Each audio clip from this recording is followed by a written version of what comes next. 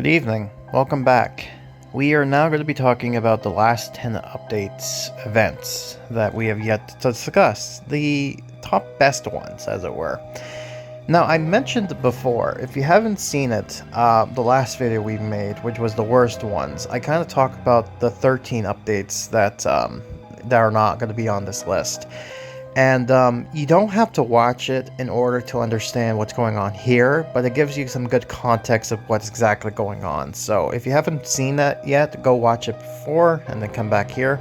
If not, then it's not going to be confusing. Like, you don't really need to see it, but it kind of helps build context and story, and you get the idea. It's a premise. So although it was technically part 2 to this whole thing, it's kind of its own separate thing at the same time. You know what I mean? It's like it's good on its separate, like it's good on its own, but together it's like, there's a bigger narrative going on. So you have a better understanding there. Right, so with that in mind, let's go ahead and talk about, here are the top 10 best big updates, events, as it were, in my opinion. So I'm going to be going ahead and talking about each one of these and discussing my opinions on them and my reasoning behind them. So I'll go ahead and talk about them as we go. So with that in mind, let's go ahead and talk about number 10. The HorrorLand Carnival. This was the first time we would actually get HorrorLand into the game, and what better way to celebrate Halloween, our second Halloween, with HorrorLand, as it were. Now, unfortunately, it wasn't a big version of HorrorLand, hence the carnival aspect of it, but it's still great regardless that we actually got to see this type of chance here as far as like content is concerned. We got to see Jonathan Chiller, which was one of the more well-known humanish characters in the series. He was kind of had his own arc after the HorrorLand books when they extended it after 12. So it's interesting regardless. But yeah, we got Jonathan Chiller. We got the apple trees, which were like its beta version coming into the game officially. And then we got some items based off of the series themselves. And it really was unique experience and really fun that we had this as a small little version of the game as far as things go. And I think the other thing too why this was so good as far as stuff goes is that they give you options to kind of go and pick up stuff from last year, but it's not needed per se. It's like it just helps you, it adds to the like progression. So if you had played it before, great. If you haven't, that's still fine too. But what also made it interesting in my opinion was during this time you get this grand prize, which, in my opinion, was easy to get. It wasn't too hard or difficult to get, so, like, even Casey got it, so. And it was a decent prize as far as what it looked like, so. I thought it was unique experience. Not a whole lot to go by. It's more of a, like, although it's a HorrorLand experience kind of thing, it's more of a Horrors at Chiller's House update, but, again, it's not that bad. Still, we got HorrorLand stuff. It was a little bit, like a little appetizer taste to HorrorLand. So it was still fun that we actually got this. The reason it's kind of down here, in this particular spot, I feel like it's because I wish there was more of it. It's part of the being spoiled type of thing, but yeah, the fact that we didn't get a whole lot of interesting stuff, it just kind of disappointed me. Not too much, but still, it's like, you know, I wanted more. I had a great taste of this appetizer, and I'm disappointed that it actually turns out to be just that's the main course. And I'm just like, no, I want more. I want more of it.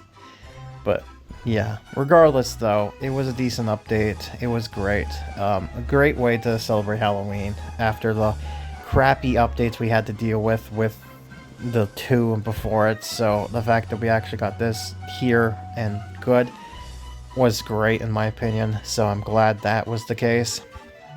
But yeah, there's not a whole lot. It's what it is. Yeah, not a whole lot. Like, what you'll see is that when it comes to these first few good updates, there's not a whole lot to talk about per se. but it's something regardless. But one of the other interesting things that came with this update was the fact that they finally got a feature where you're able to actually search for the characters you're looking for.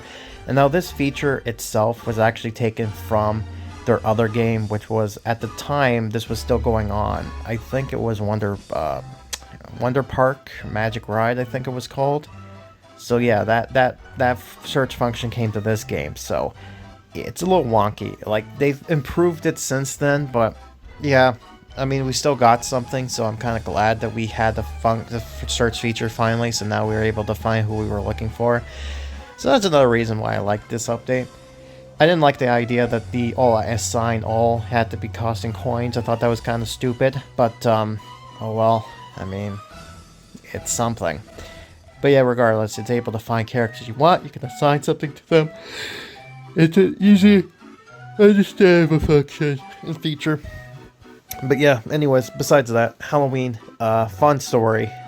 Interesting that we got Jonathan Chiller as the character, and they ended up later on in life making him the creator of HorrorLand.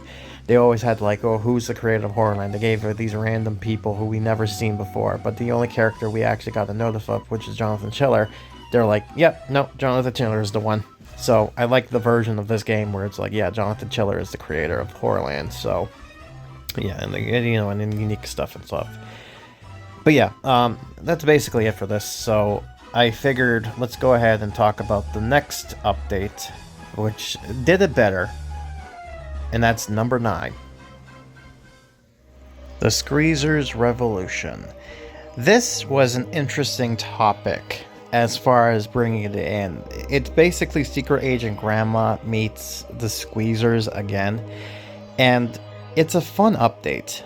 It's interesting that they basically took, like I mentioned before, Secret Agent Grandma, there was an actual character, like there's profile stuff of like Sad Dustin and, what used to be Emily's grandma, actually Secret Agent Grandma, but they changed it. And this was more of a Russian Revolution USSR themed, that kind of, what do you call it, Soviets or the communist kind of theme. You know what I mean? There's a art. You know what I mean? There's an art form for it, but I digress. But anyways, this basically is the sequel to an update that should have been better in the first place, and they basically made it better in the sense it's no different compared to the Halloween update we got before as far as what they added and what they got. And yeah, they brought Useless back again, but he made it a little bit better. He was a little bit more useful, so he wasn't as useless as he once was. But yeah, it's regardless of that.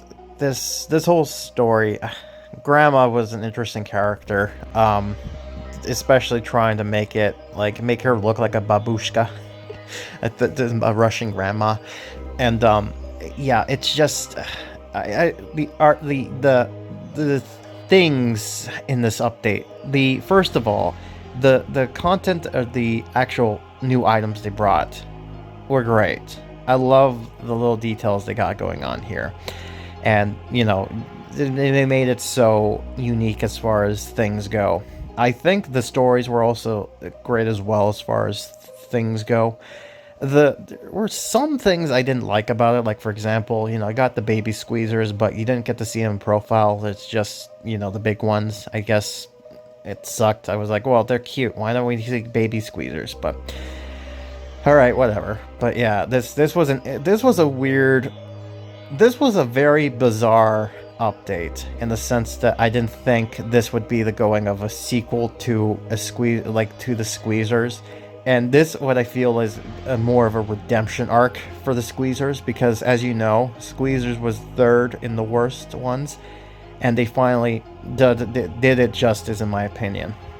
Because not only was this a little bit more simpler to do and easier to kind of accomplish what you needed to do, it wasn't too complicated, but they also tried to incorporate certain elements of the Squeezers update with this one, so it kind of combines one another together. It's weird because they also brought crafting back as far as like using the, I think it was a mini mysteries club thing. I don't think they use anything when it comes to the Monster Diner, but they did that one. But regardless, they did a decent job as far as like the story goes. The story goes, it was fun to see this happening again. The items included were really well done, well themed. It kind of adds to the whole theme of it being that kind of almost Bioshocky type of feeling, you know what I mean? But also kind of keep to that whole, like, they must did their research, because it does, like, some of the buildings here is kind of like things you would see in Russia. So again, you know, like the Victorian you know, the apartment building over there, you know, and again, the theming of it, it's just perfect. It's one of those, I'm surprised that this was something that they did, and the promenade was just amazing, the way they just destroyed it again, and they actually added this thing. One thing I didn't actually point out or mention at the time was when October hit with the last one, the Halloween Carnival, we got to see something in the water. And that was somewhat of a kind of a hint to tell you what was coming up next, which was this. And I'm just like, that's beautiful. I love when games kind of give you a hint of something coming up, and it shows the promenade change because of it. But yeah, again, things happened. The promenade got crashed, sighted again with an alien spaceship this time around. And, you know, just, God, I gotta love, like, the like, we didn't get much when it comes to Fleshman. Fleshman was just kind of there, but God, the grandma, or I know that's not her name, but Granny, God, she is such a character. Like, she's so weird, the alien version of her. And then her like, she comes off as somebody who's trying to be like the queen of, like, trying to take like hostile takeover of Fleshman's job. But then also she goes ahead and be like, well, I'm gonna make this character, I'm gonna go ahead and make this, like, you know, kind of going like so far as to give her a backstory. And I'm just like, God damn it. You don't have to go too far deep into this, man. You just had to look the part. But no, she's like, no, I'm gonna live and breathe this character's life, and she's been doing that ever since. Her animations are a little bit weird too, but I love it. I also love the fact she comes with a little, like, a different version of, and this is what I'm talking about. This is what I was talking about.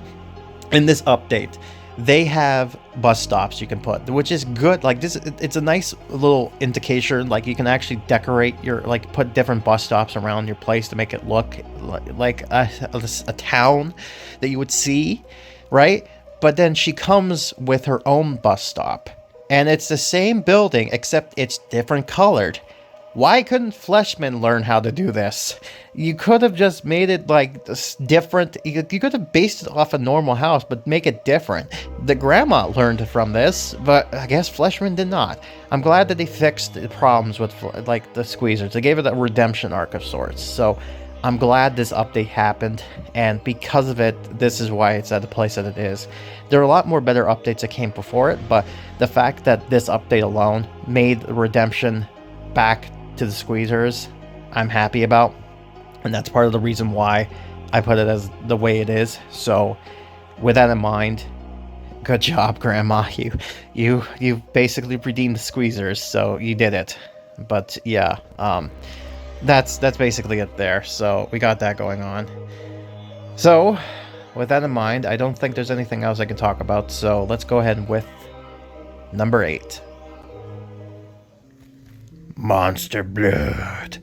Yes, Monster Blood. The update that came out during the pandemic.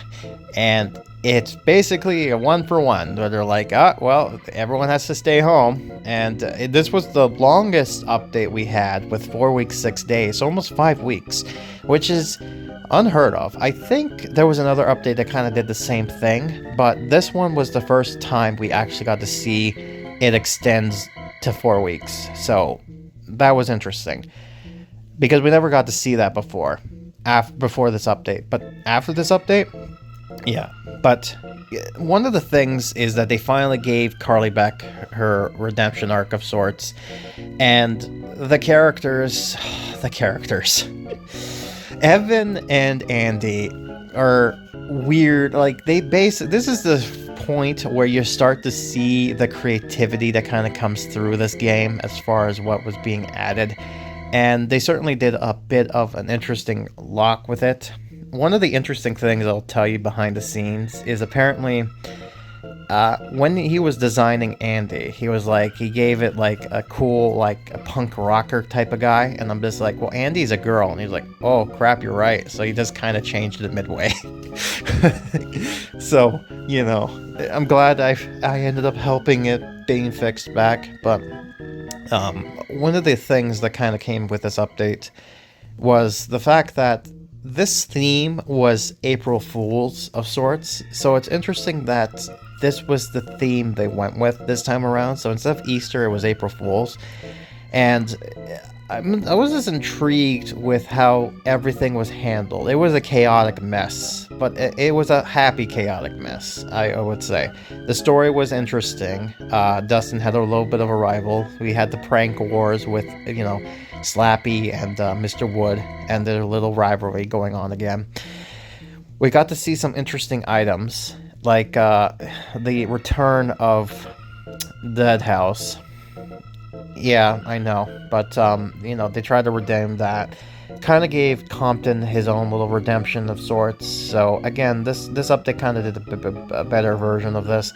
The only downside to this was Andy and Carly Beth was exclusive for behind a bundle, and it was locked behind to do the book you had to get them, so it was kind of like locked behind a paywall, which kind of sucked. The other thing too is that we got triggers and cuddles, and those characters didn't have like a character profile picture and at first, and they even went as far as they didn't have any animations. They're just kind of there, although they were used for the scene, which was great, but other than that, it was just kind of like they were just there. Evan was pretty okay, but for the most part, it's just, I don't know, it worked. I also love the fact that the Monster Blood house was basically just the house from the last update, which was, I believe it was the Beast Beneath the Sink, and they're like, yeah, no, we just add Monster Blood in there. But yeah, I love the idea that Compton is the one in charge of this whole mess, and that we brought back, like, this was, if the Squeezer Revolution was the redemption arc for Squeezers, the Monster Blood is the redemption arc for Welcome to Dead House.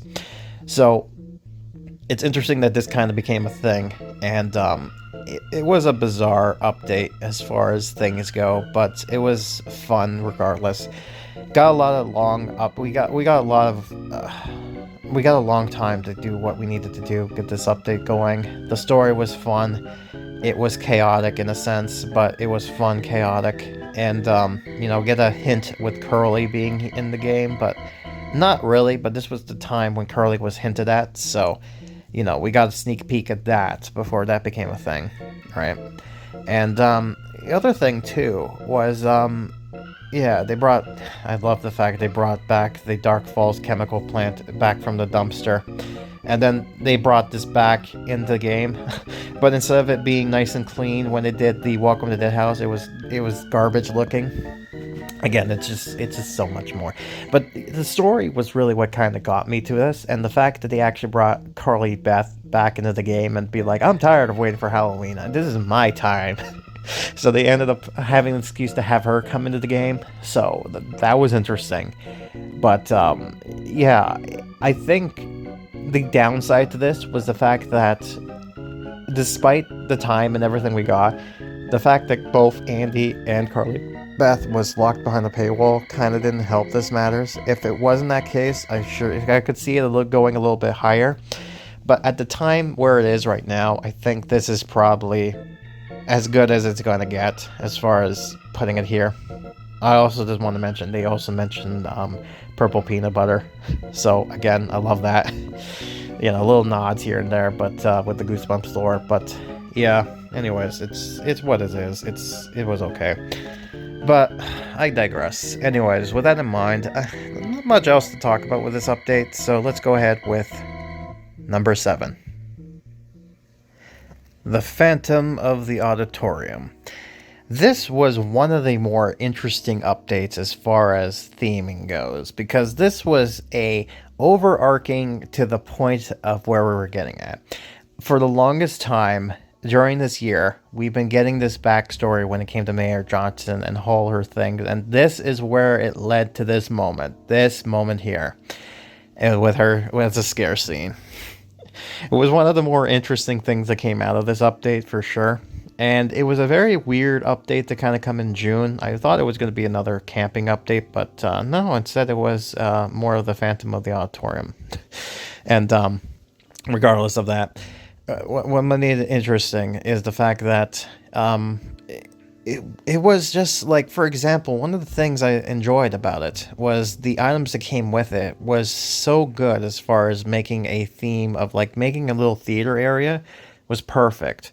Like you can add this to the amphitheater and it just works well kind of with all the items they kind of got going on here. We had Gina being added. That was kind of a weird add to the game, but it kind of made sense with the whole top secret hatch scene being like, oh, that's the mayor secretly.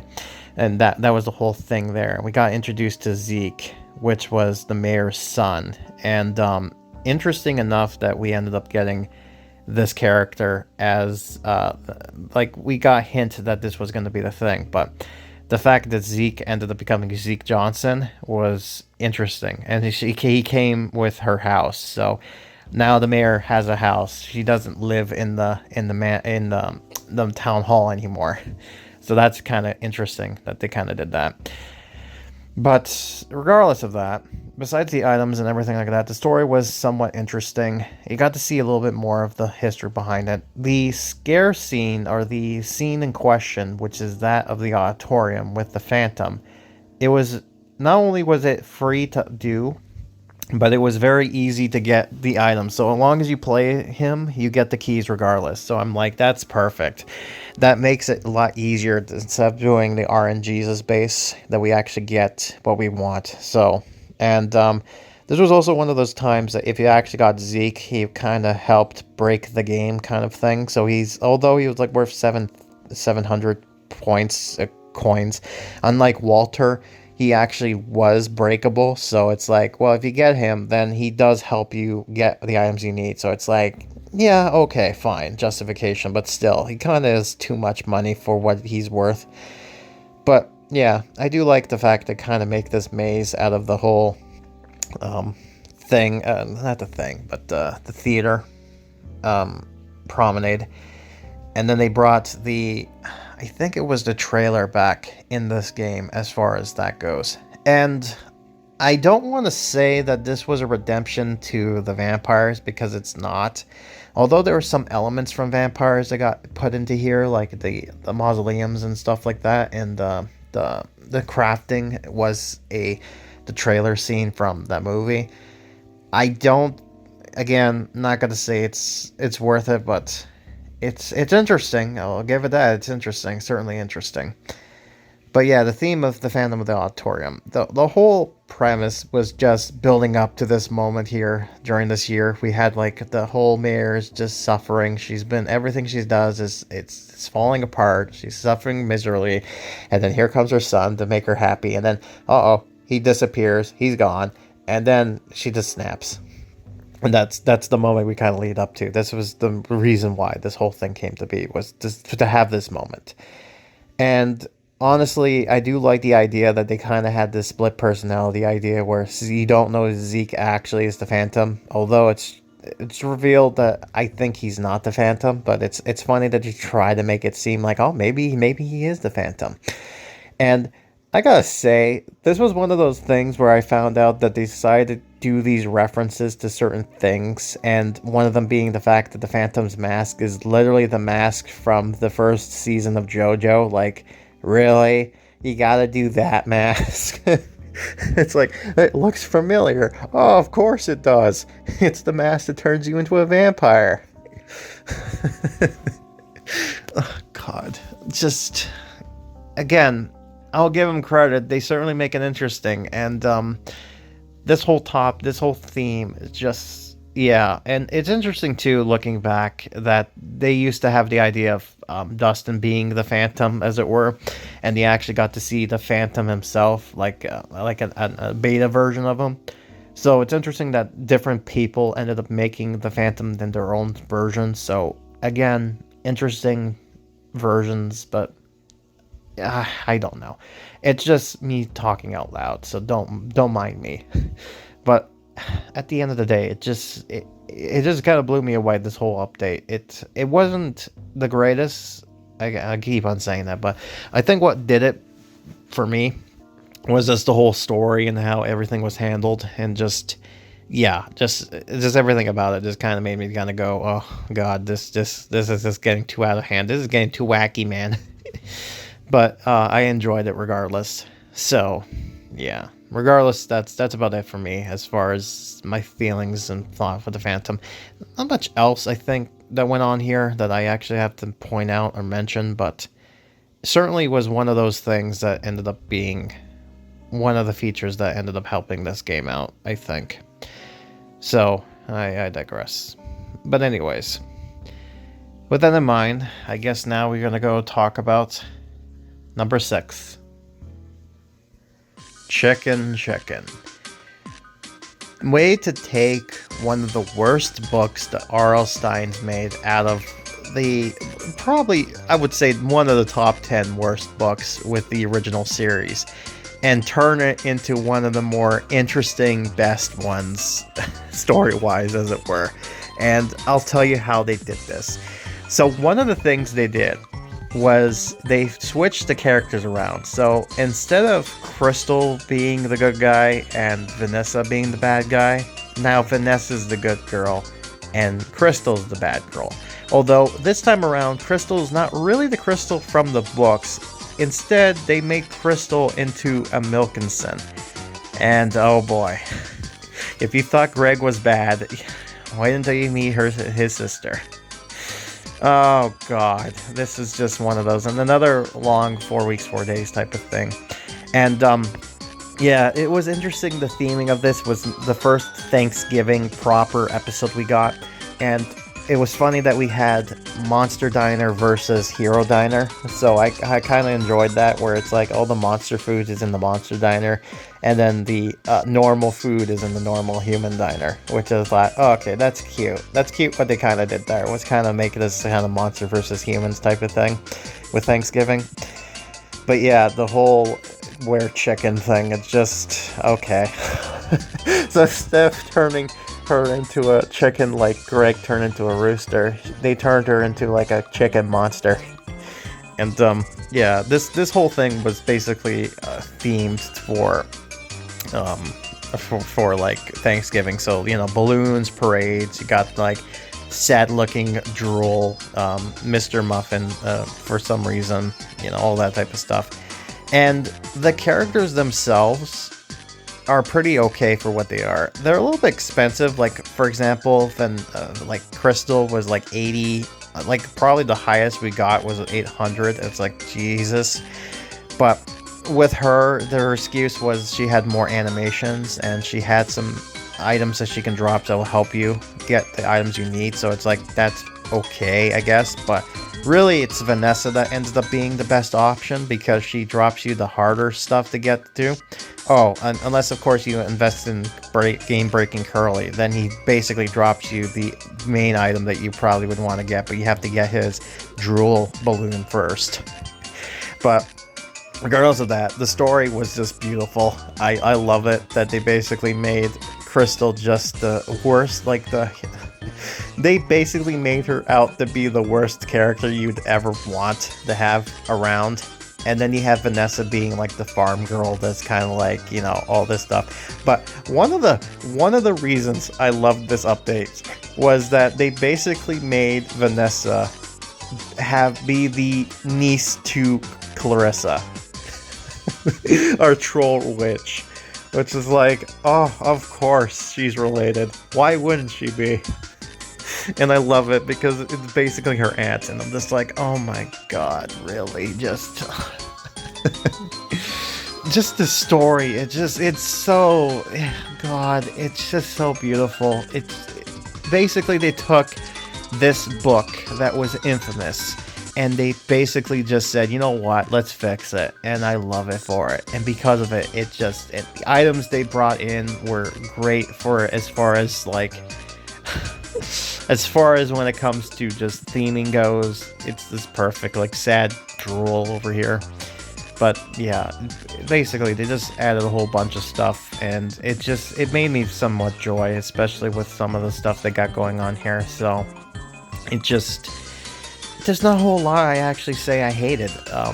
Characters gave you items that you needed, so it wasn't too bad. You know, Greg was featured in this update, so that was kind of cool. You get a higher level character featured in this game, which is nice. And you know, they kind of have it so that way it's kind of like this whole, oh, we want to give Thanksgiving, but only Carissa can make food. You know, it's just so. You feel bad for Vanessa, and you don't feel any sympathy for Crystal. I think one of the downsides to this was that people didn't like the idea that Crystal was a villain, despite that this Crystal is not the same Crystal from the books. So yeah, I do like the fact though that Vanessa isn't this evil kind of witch type character from the books. Instead, she's like this sympathetic farm girl who happens to learn that she's a witch, and she just does it at like for good type thing. You know, it's like she doesn't do it out of spite, like oh, you didn't say sorry, so that way I'm just gonna make you turn into a chicken and body horror, as it were. No, instead it's just like, you know, they fixed the issue, in my opinion.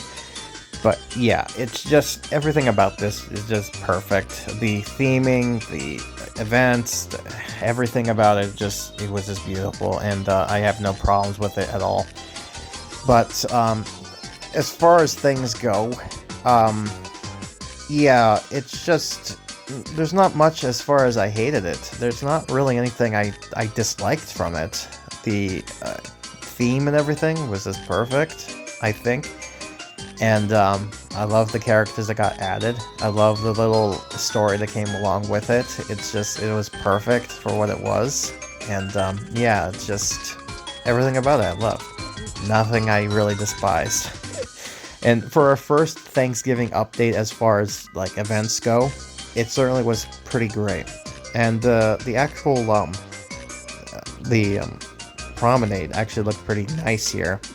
They kind of gave this look of this cliffside versus the promenade we usually are used to, which I think they introduced that the last update, which was Trick or Trap. So interesting, but yeah. Anyways, not too bad. They did a good job with this, and even the animation for the little cliffside there was just perfect.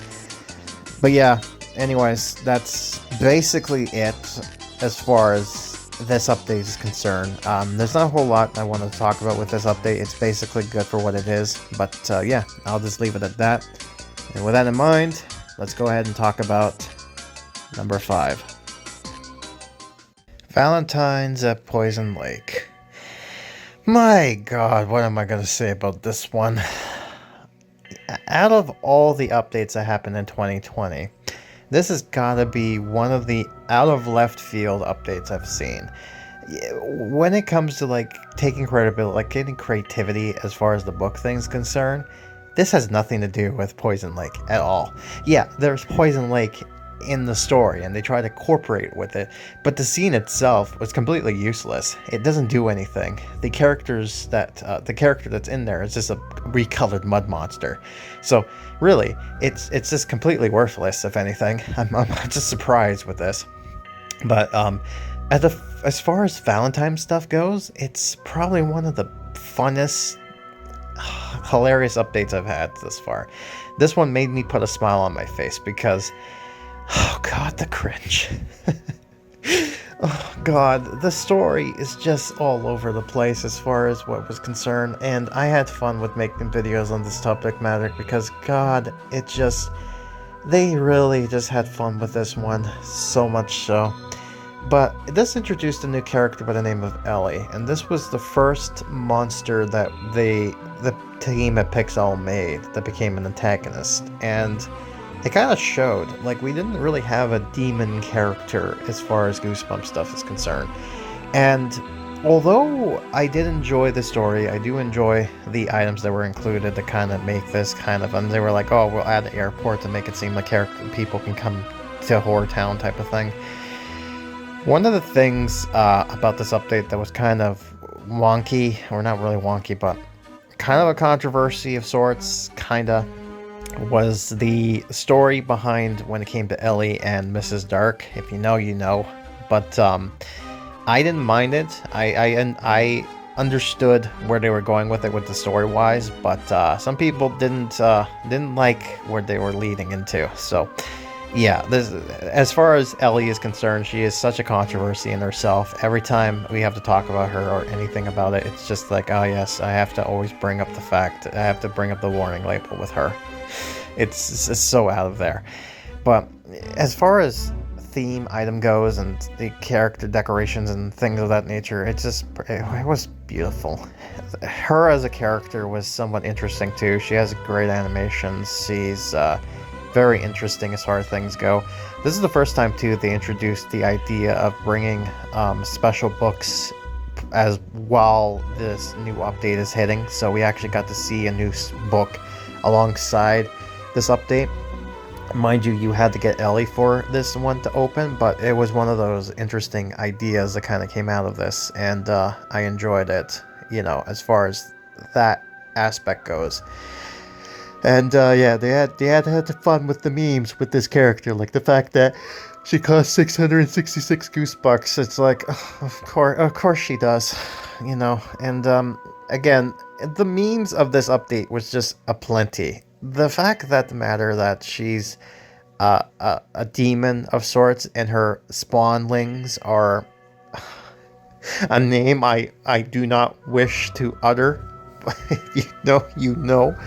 But it's one of those, this whole update was just out of nowhere, and it was just, oh god, it was beautiful.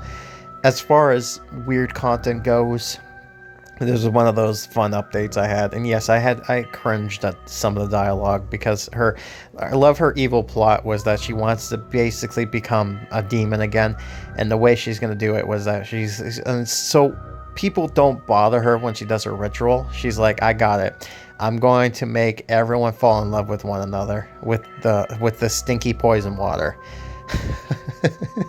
And then everyone starts falling in love with one another. It's just like, God, the cringe. It's just so, God, it's just, this whole thing made me happy.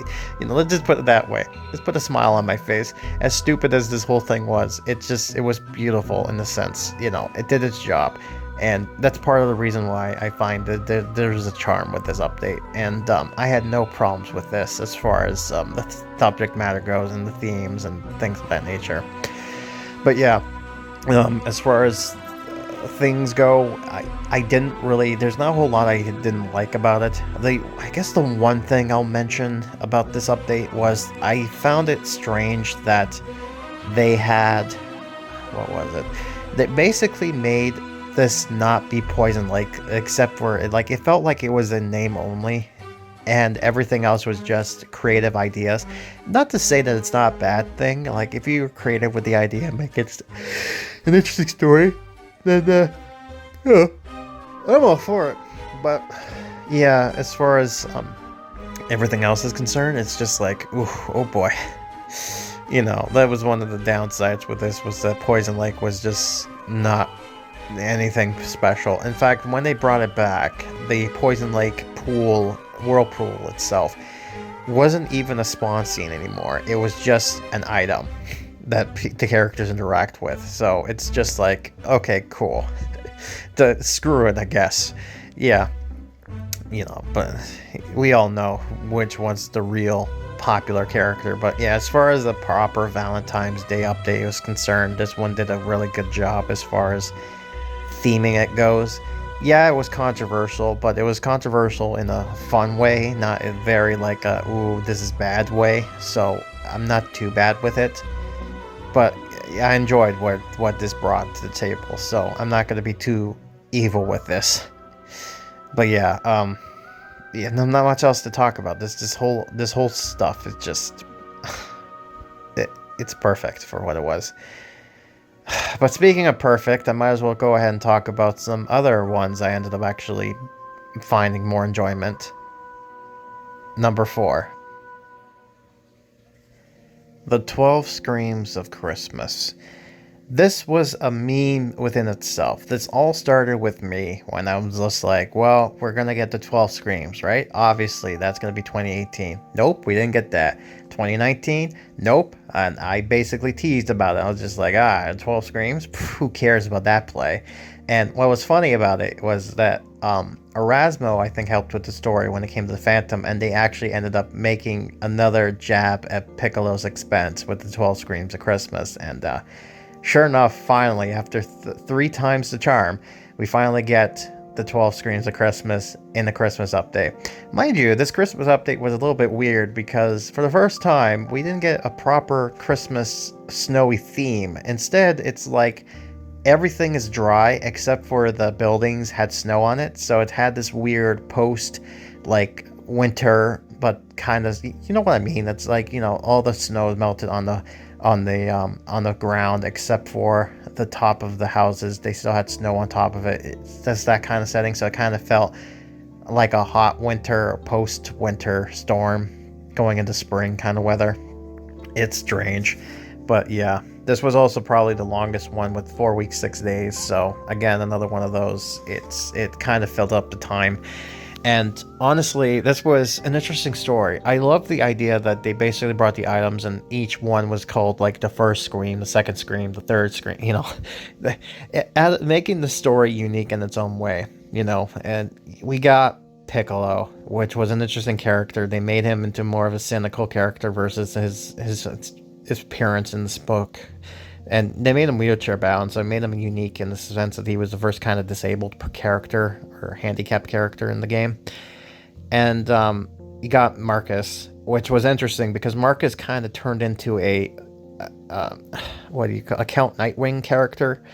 And it's funny because Count Nightwing came after him, but what I meant by that is the sense that they kind of build him up to be like, oh, he's a character who hates Christmas because it reminded him of the dead daughter and all that stuff and more. And then you finally meet him and he's like, oh, Happy Jay.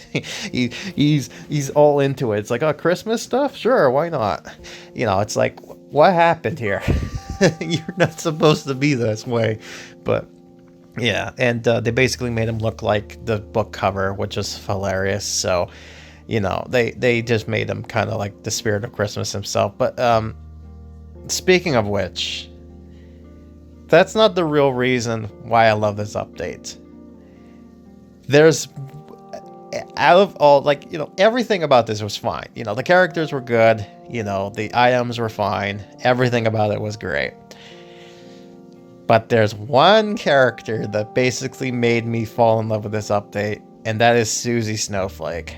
She is oh my god, she is the most overpowered character out there. And if anything, the fact that she came into the game officially, like when people were like, oh, I wanted to know what she looks like as far as like, what you imagine her to look like, and she looks exactly what you think she does. She's like the spirit of Christmas herself, and my god, she is just, I love the fact that they tied her into this update and made sense of it. She is the embodiment of chaotic good. She does things so out of, like, she loves Christmas a lot. She'll make everybody, and she's scary in the sense that she makes everybody fall in love with Christmas. Like, so take like the most villainous of villains of characters, and she can turn them into like a typical kind of Christmas character type of character. You know what I mean? And that's terrifying. Turn Slappy into like, I love Christmas, and it's like, no.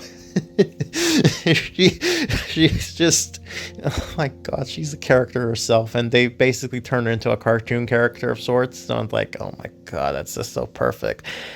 Everything about her, I love her. She unintentionally destroys the play. She's like, oh, the hot new toy this year, Gronks, let's bring them along. I'm sure that everything will be great. And then it goes to Gronks screw everything up, and she's like, well, they're huge. Can they join the play? I'm sure they'll be happy about it. It's just like, she's just so oblivious about the whole ordeal. It just causes chaos with Mark. And this is the beauty of this, because her helping Piccolo works so well because she's the chaotic character, like the odd couple. Like, she's the one that causes trouble, and Piccolo's a straight man. Just everything just screws up because of with her. And she also ties in with Marcus, where Marcus sees Susie as a bit of flow in her, and she's like, or Flora, and she's like, you know, he sees her as Flora. He knows it's not Flora, but he kind of looks at her and thinks it's like her daughter that was just deceased, and it's hilarious that this became a thing. You know, it's I just love it, and everything about it is just perfect. Although one thing I will say is that, you know, $700 for Susie.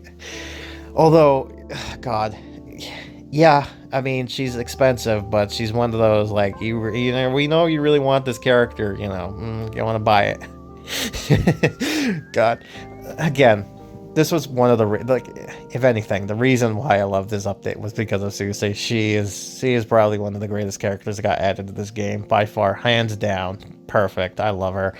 She is just, I don't know what it is. She's just like, she's just the perfect embodiment of those crappy Christmas specials, and the fact that he also brought the Gronks into this whole thing. So I love the fact that they revisited the special books, like the more tales to give you goosebumps, and basically took one of the stories from that era and also bring Snoozy into the play, because she was a character that she should actually become part of the story. So I love the fact that she actually came back. And yeah, even Mrs. Dark kind of was like, oh God, I remember you. It's like a nod to the fact that she had a run-in with her in the first place before. And yeah, just everything about this was just perfect. I love it. It was really well done. It's, you know, out of everything with the story and everything, Susie was basically the top tier. This was one of the reasons why I love her. And yeah, she basically made this event, and why this is so high on the list was because of her, hands down. But yeah, other than that, everything else is just, you know, everything else was fine. You know, everything else was good. But, you know, if she wasn't here, this probably would have been lower on the list. But because she's here, she's like, she was up the list.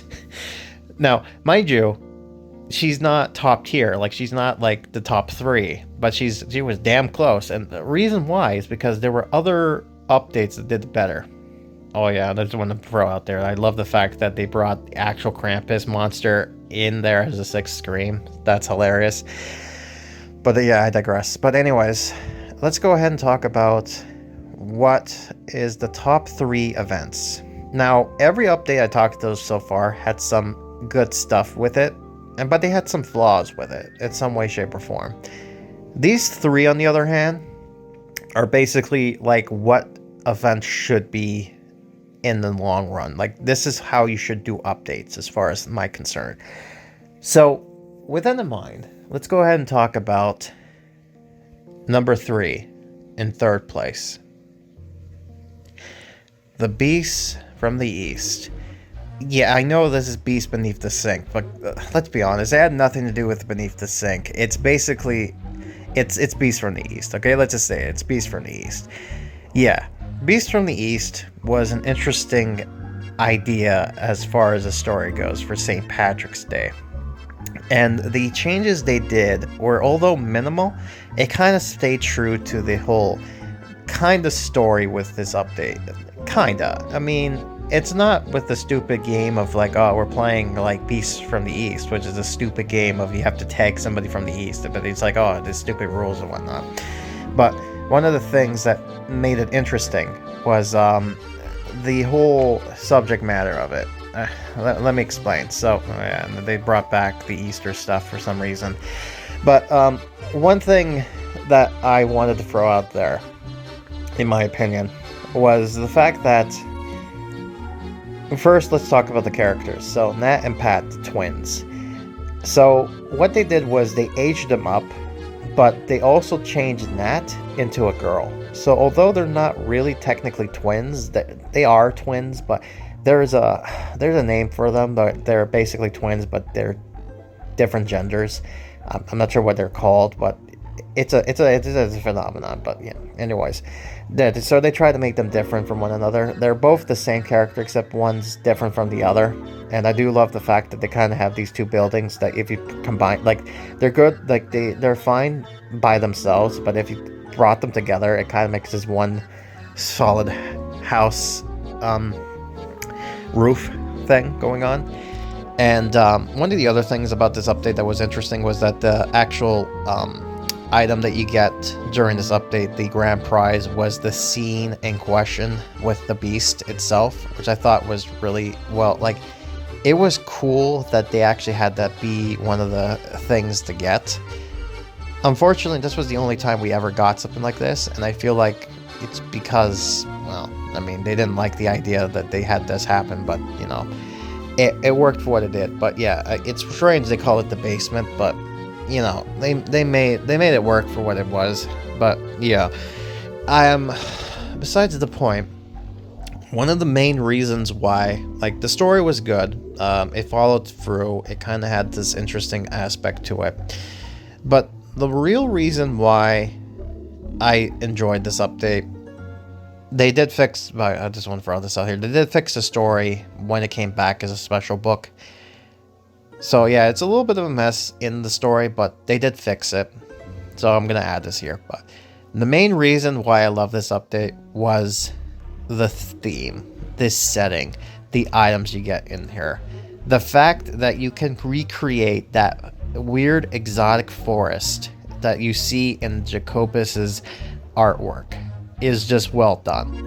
I love the fact you got these weird exotic, like weird, like Dr. Seuss looking items, like these mushrooms and these weird contraption trees and whatnot. It's beautiful, and it just helps set up the mood with this theme to kind of make the Beast from the East kind of a whole different theme, as it were, and it's just perfect for everything about this. And yeah, this is one of those, they took the elements from the book, made it its own thing, but also stayed true to the elements of the book, so it really just made it perfect for everything that was supposed to go on with it. So I thought they did a good job with every setting and bringing everything together.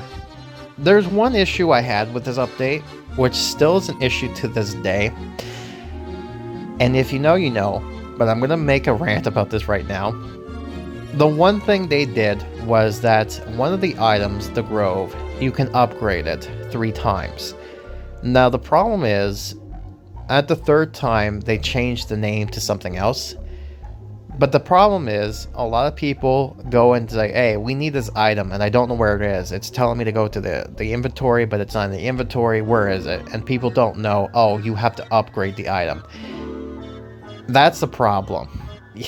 They didn't explain this properly, and I feel like the upgrading for this to make the trees, I think we could have done without. I think, if anything, we could have just had more different trees to kind of help, but, you know, it's whatever. It's okay for what it was, but, you know, it could have helped a little bit better if we didn't have the whole thing about it. Yeah, and the other thing too is that they try to make it somewhat sense with the theme of everything. Like, they made the Beast into this weird Stitch monster where, you know, he's able to shrink down in size to be cute, but then he turns his big beast. And then they had this fun story with Dustin. It was just like, oh, I was just playing with this character, Timmy. Like, I named him Timmy for some reason. And then, you know, Lucy's like, oh, Dustin, you got me so mad. Here, I thought you were in trouble, but you were just goofing off. You know, and yeah, it was a fun little story off to the side. It wasn't too bad, but yeah, this just showed you how you can actually make a competent update while also keeping true to the event.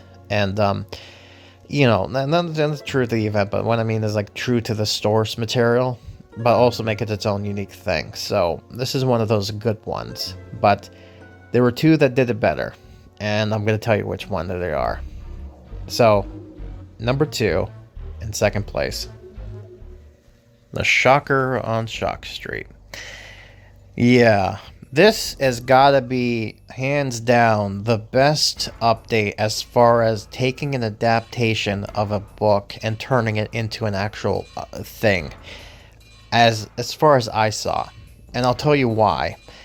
Personally, for me, one of the things they did well was they've been doing this, like, you get these freemium characters, and one of the characters you get was Erin. And Erin this time around had a lot of interesting animations. She was very helpful for this update, and she was very achievable to get for free players. So meaning that she was actually someone that you can actually, relatively speaking, like, realistically get, which was one of the positives with this update. But another thing with this update was just everything about it. Like, if you're into Goosebumps lore, this update was for you, because this tied in not only to just a shocker on Shock Street, but also a bit of Fear Camp and the legend of the movie props. Like, for example, all the tram stuff, like Conga the Animal Vampire, the Prisoner of the Vampire King, things like the Beast with 3 brains. Like, these things are like things they mentioned in the actual books. They're like, oh, these are the movies he made, or these are the movies from the Shock series. And it's just like, I love the fact that they turned that into like an actual attraction. And the items themselves is just perfect. They make it look like, they make it so that you can actually build your own little attraction type of thing going on here, where he goes into different areas. And the way they built it was so great, as far as like making it into an actual a ride of sorts. Mind you, it was a little bit restricted as far as like you can only flip it to certain ways, but I love the idea that they at least tried to make sense of it. Like, for example, there's like points where you go down the hole. So again, they did a good job with trying to set everything up and make it everything good as far as like fitting everything in. The story pretty much follows suit the same way as in the book, except this time it's more or less Marty going into this whole thing, into the park that they were making. And basically this was one of those, Slappy becomes, long story short, Slappy becomes king of HorrorTown, and they're like, I know, I'll hire the most scariest man alive to do my film, because he's obviously the right choice. And it turns out that he basically took him for a ride that pisses him off. And he just wanted to make his own movie, which I still don't get, but all right. So the character RB Fairday, if you had to, like, if you look at the description of what he is and what he does and what he looks like, and you see his in-game character, I'm like, yeah, that's exactly what I thought he looked like. That's perfect. And yeah, of course he looks like the character from Halloween Horror Nights, like I pointed out. But you know, again, he fits well with the deranged, like, horror director, right, for a horror movie. You know, they dubbed him the scariest man alive. You have to make him very scary. You know, they have to live up to the namesake. But yeah, this whole thing it's just perfect with how everything was set up. And you know, they had the Wolf Boy and Wolf Girl scene, which was interesting. They both dropped the same items, but you know, one was cheaper than the other. But yeah, it's interesting that they kind of had this whole theme set up, all that stuff and more. But yeah, really, it was just RB Fairday. Like, he certainly sold this whole shebang. Like how Susie kind of sold when it came to the 12 Screams of Christmas. This one sold as far as like this update is concerned. The prize itself also was kind of cool because it was an animated prize. Mind you, the animation was a little small, but you know, it was animated regardless, as well as, I should say, the other prize from the 12 Screams was there too. But really, it was more so how they handled everything. Like, the fact is, if you got RB Fairday, then you got the prize just fine. So he was well worth the price. He is an interesting character. His story was fun, and everything about it was just, I would say, perfect, like almost perfect. There were some things about it that kind of was just like, you know, but you know, his price. But I get why it was cost that way, because he was worth it at the long run. He had an interesting animation as far as his idle animation walking around goes. Like, he's still recording video. Like, he's the type of guy who's he's always recording. You never know. Maybe he will get that shot he wanted that he didn't know he wanted. You know, it's just, he fits well. And yeah, just, it's perfect. And also the fact that they actually had Shock be part of this update And it made sense. Again, a character by the name of Professor Shock be part of Shock Streets. It's like, yeah, we might as well, because he's also into the whole making robots, so it would make sense. And, you know, they fit everything in there very well. And I think at some point this update also made a redemption arc for Shock, because after this update, Shock became less of a dink, in my opinion, because later on he didn't seem so evil as he once did, and I feel like it's because of Aaron, in my sense, just because like he felt like he was more of a father figure. They basically made an actual android that made sense. What was it, Cynthia was the prototype beta to what's, you know, to a human being, Aaron was the final product, was like the actual, like what would be an actual person but be a robot at the same time. And it's interesting how they've just set everything up. It's just perfect in all the right reasons, you know. And yeah, I just love everything about it. The story was perfect. I love Marty's interaction with Aaron. I love the, you know, the whole R.B. Faraday's, his whole shtick and his whole like feeling of what he does, and you know, seeing Shock kind of like worried for Aaron when he's fighting the mantis creature. It's just so strange, but it's also fun at the same time. It's just perfect, you know, just perfect. And yeah, it just fits well with the whole making an attraction of a based off of a franchise. You know, it's just very bizarre, but they made it work, and I feel like it's perfect. And what's great about it too is that if you wanted to, you can also make this fit with the HorrorLand attraction stuff. So that's like another good reason for this. But you know, I digress. But the only thing I felt was with Faraday was he's a little bit pricey, and that, you know, you would have to get Cavern of the Living Creeps, like, you know, to spawn the actual mantis, you would have to have RB Faraday, which kind of sucked. But even when you had Aaron to be able to produce that item that you need, it seemed like it was more achievable compared to like the older items. Like, you know, these, like the scenes, like from getting 60% from the gnomes and everything like that, that was impossible. But when it comes to like this was easy, which is strange, but all right, whatever. But yeah, this whole update was pretty good for what it did, and in my opinion, personally enjoyed it. And this was a great example of how you adapt a book and turn it into its own thing, but also add a little elements and kind of make its own separate thing as well. So it kind of everything fits together perfectly, right?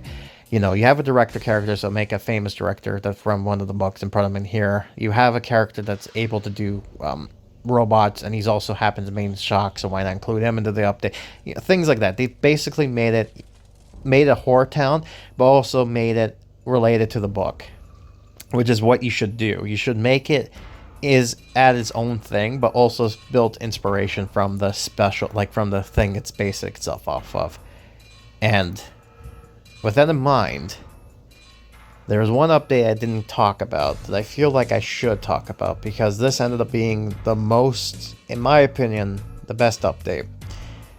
So with this in mind, number one, the best update that this game has ever produced as far as events go is Haunted Halloween.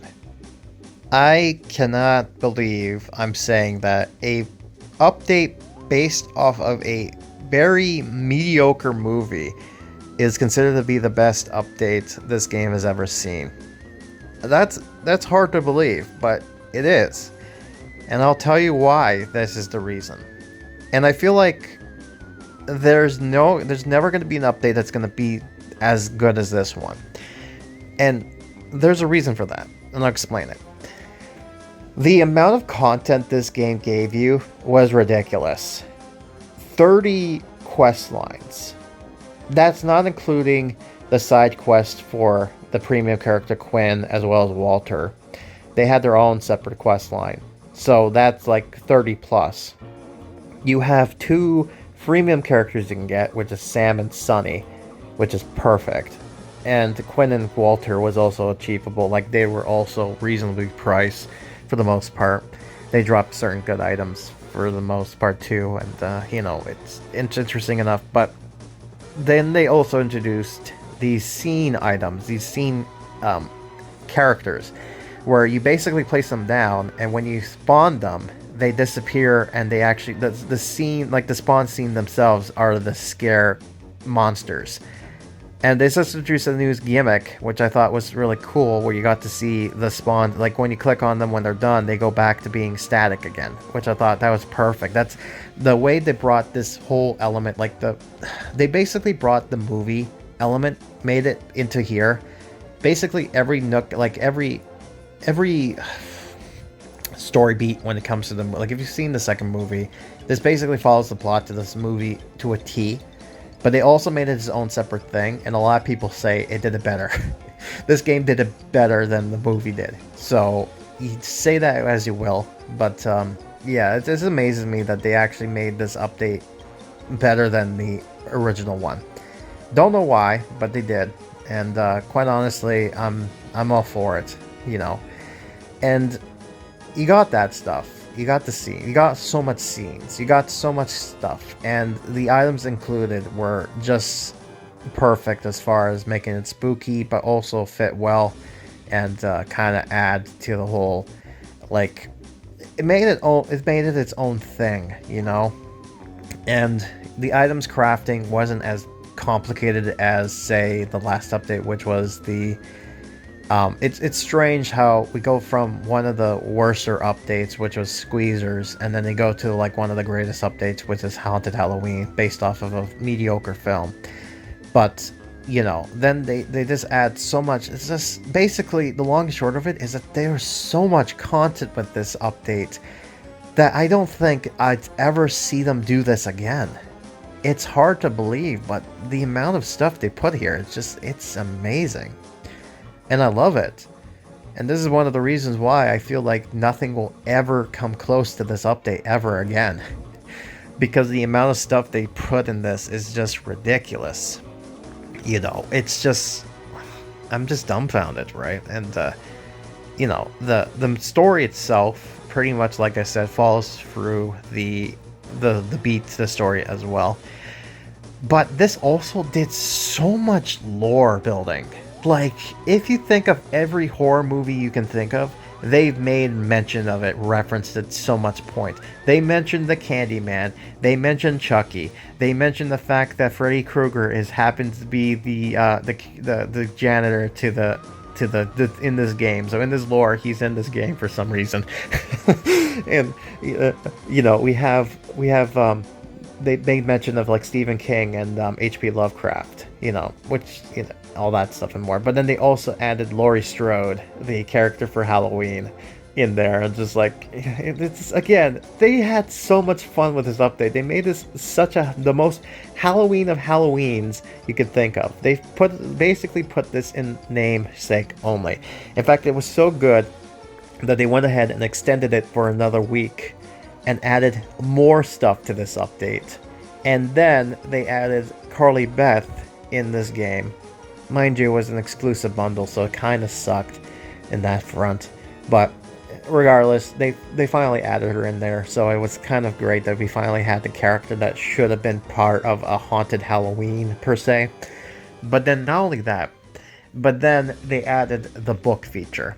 And the book feature was one of the best quality of life updates they added to this game, because not only does it give you incentive to complete the storyline, but they kind of give it like based off of which book it's based off of, but then it gives you more like coins, XP, Goosebucks, and then it gives you this cool little grand prize, which is like this little trophy decoration that drops scares. That's kind of like showing people, yeah, I beat the book, see, look, I got something to accomplish it. And I just love it. This just basically showed how you can do an update properly. Now, mind you, the other three that I mentioned before did them well as well. But this basically overloaded. Like, it basically gave us so much stuff. It's jam-packed it. It's like stuffing with the seams with so much stuff and content that I'm amazed that it was able to survive as it did. But it did, and quite honestly, it amazed me for it, and I love it. And quite honestly, it just... everything about it was just perfect. I had no complaints with it, nothing at all. No problems with it. It's just... it was one of the best, and I'm glad that we actually got to experience an update like this. Because if I had to play another update like what happened with the body squeezers, I may have not even continued as I did. But after playing this update, I saw the potential that this game had, and I was like, you know what? I'm going to stick around for this game. I want to see what happens. And I'm glad I did, because I got to see not only how games like this work, but I got to see all you, the players, the community, you know, all this stuff. And I became kind of the face to this game, for the community. It's bizarre, but I love it. And because of it, I'm just going to always have a place in my heart for this game. So even though the movie that this is based off of is not the greatest, it'll always have a special place in my heart, because it's like, yeah, the movie may not be the best, but the event that it was based off of, oh boy, it's one of the best of the best, my friends. And yeah, this is about to be one of the best updates, and yeah, it's one of the greatest indeed, in my opinion. So yeah, I think that marks the end to this series of best and worst of these big events, and because of that, I've ended up wrapping everything up. If you're ever curious about my in-depth analysis on everything, you can always look back in the past of these videos and see from that point on why I list them the way I did, and you get to see for yourself how I felt. I'm curious on what you think too. Do you agree with what I said for my lists? Do you disagree? I love to hear from it, because I like to see what your opinions are. But yeah, with that in mind, that's it. All 23 updates have been cleared and talked about, and I'm never going to be talking about them again. I hope. Now we're going to experience the future of these new updates. Hopefully that we actually get to see more of them, but we'll see. But anyways, that's about it for now. So yeah, thank you for joining me on this long adventure of talking back in the past of these updates and what made them great and what didn't make them great. And with that in mind, I'll see you for some more filler stuff before we get some new content coming soon. So until then, I've been Grim, and I'll be seeing you next time for some more Goosebumps HorrorTown. Until then, hope you have a happy Halloween. Just because I was thinking of that last update.